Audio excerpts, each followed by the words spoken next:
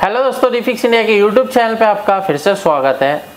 तो दोस्तों, आज की वीडियो में बात करेंगे 24 इंची पैनल को किस तरीके से हम रिपेयर कर सकते हैं। अभी ये जो पैनल है हमारे पास, मैं आपको दिखा देता हूँ किस कंडीशन में है।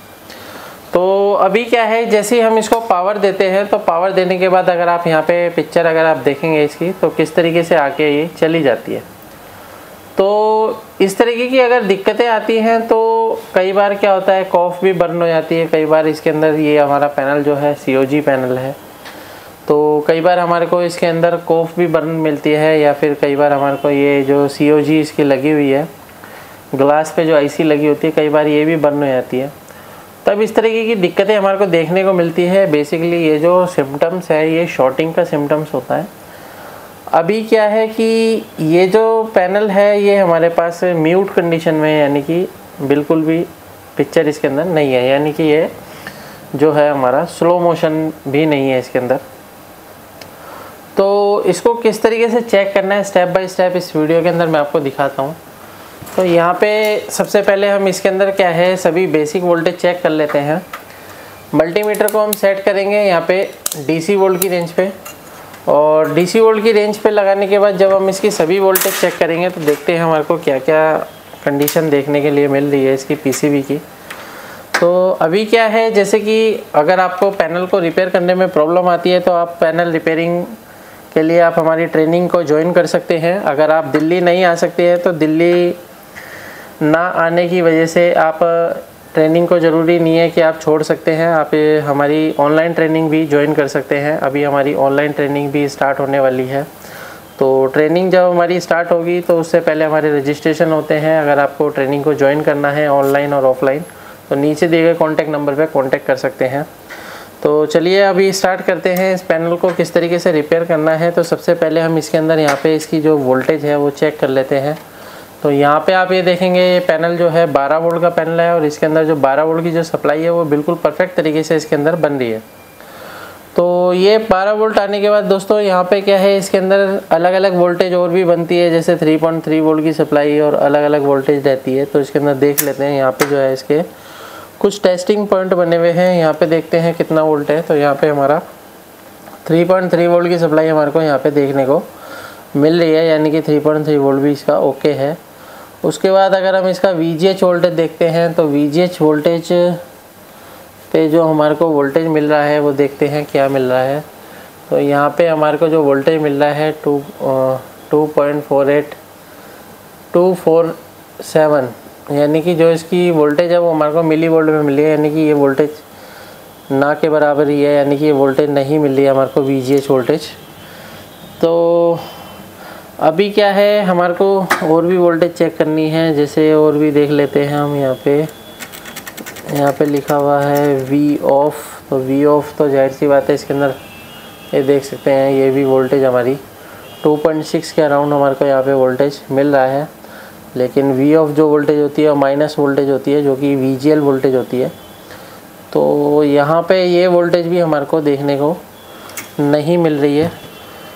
तो देखिए दोस्तों, इस तरह की कंडीशन आती है तो सबसे पहले हमारे को ये चीज़ देखनी है कि पैनल को फिजिकली अगर हम चेक करते हैं तो यहाँ पे अगर आप देखेंगे तो कॉफ कहीं से बर्न तो नहीं है। तो ये चीज़ हम चेक करते हैं। तो यहाँ पे मैं इसके नीचे लाइट दे के चेक करता हूँ। तो यहाँ पे जो इसकी कॉफ है मुझे बर्न तो नहीं दिखाई दे रही है कहीं से भी। दूसरी कॉफ को भी चेक कर लेते हैं एक बार, इसको देख लेते हैं। यहाँ से भी मुझे कोई भी बर्न नहीं दिखाई दे रही है, यानी कि कॉफ जो है हमारी बर्न तो नहीं है।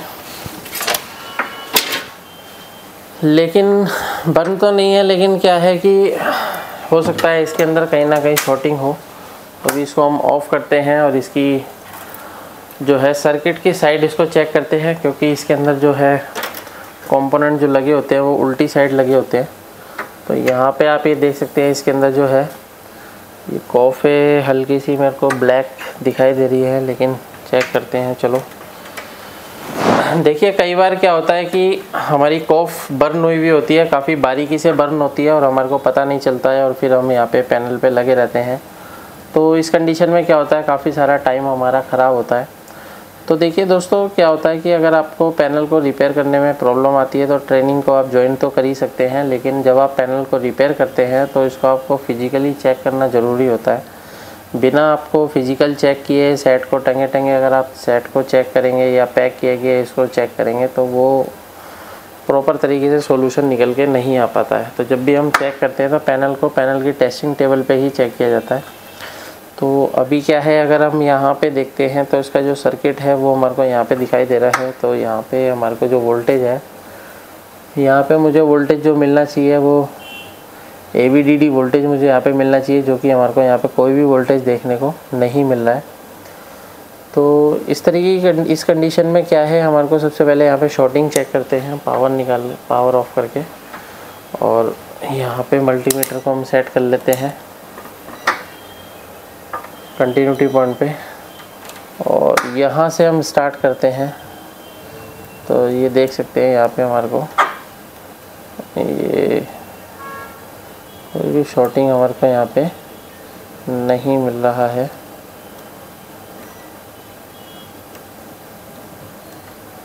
यहाँ पे देखते हैं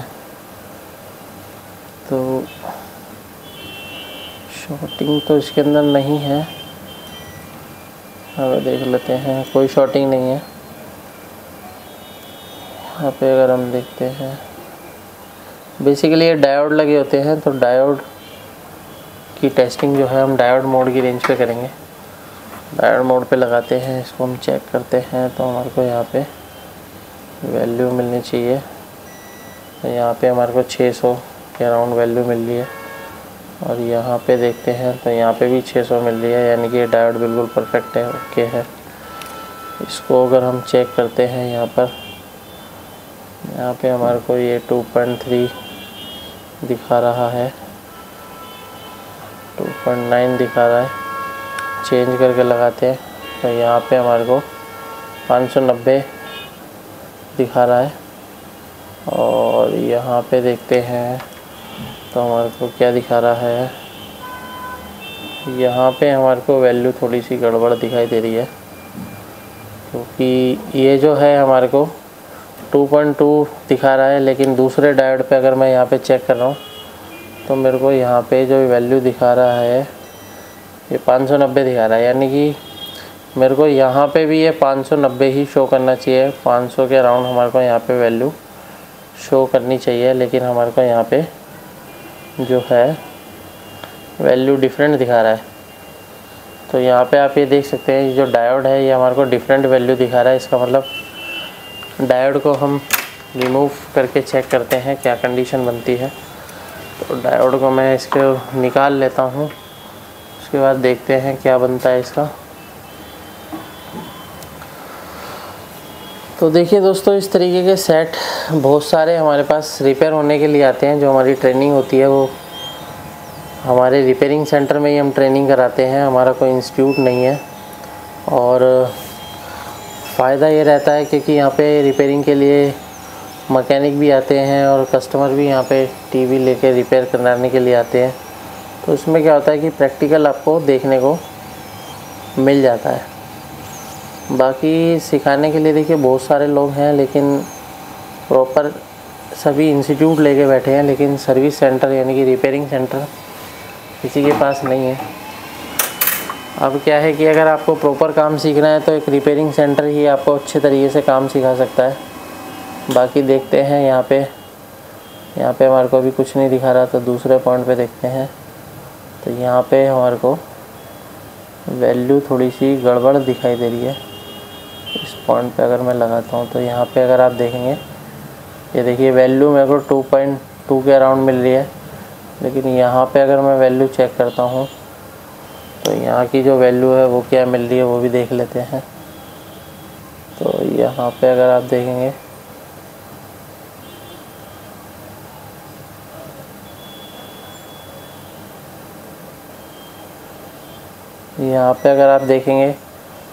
तो 584 के अराउंड हमारे को यहाँ पे वैल्यू दिखा रहा है। तो इसको डायोड को हमारे को रिप्लेस करके देखना होगा। इस डायोड को मैं साइड में रख देता हूँ। डायोड को चेंज करने के लिए हम किसी दूसरी पीसीबी में से डायोड को निकाल सकते हैं। तो यहाँ पे एक डायोड लगा हुआ है, इसको हम चेक कर लेते हैं पहले, निकालने से पहले क्या कंडीशन है। तो यहाँ पे हमारे को 588 दिखा रहा है, और यहाँ पे देखते हैं तो यहाँ पे भी हमारे को 587 दिखा रहा है। तो इसका मतलब ये है कि हमारा जो ये डायोड है बिल्कुल परफेक्ट है। तो इसको हम यहाँ से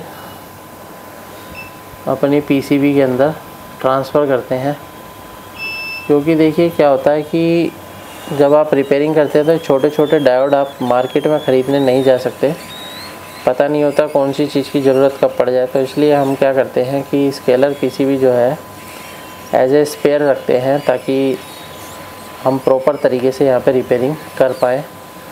आप देख ही सकते हैं काफ़ी सारी वीडियो के अंदर मैं जो भी काम करता हूँ अपना जो स्पेयर पीसीबी या मदरबोर्ड में से ही निकाल के मैं इसके अंदर कंपोनेंट को लगाता हूँ। मैं ज़्यादा कंपोनेंट को ख़रीदता नहीं हूँ।